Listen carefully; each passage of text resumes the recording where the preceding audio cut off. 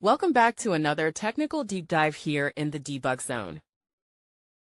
Today, we're tackling a big question and breaking it down with insights from other users. Hopefully, this clears up some misconceptions and helps you get the answer you need.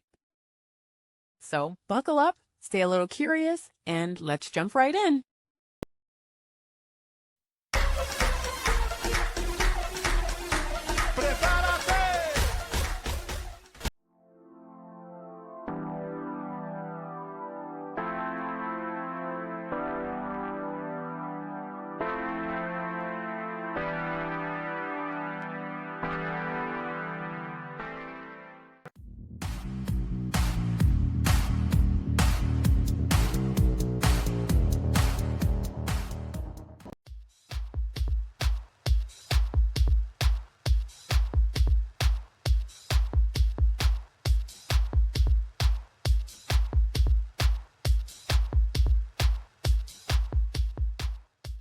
And that's a wrap.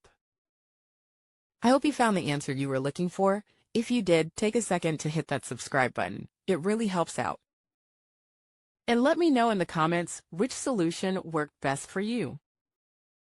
See you next time in the debug zone.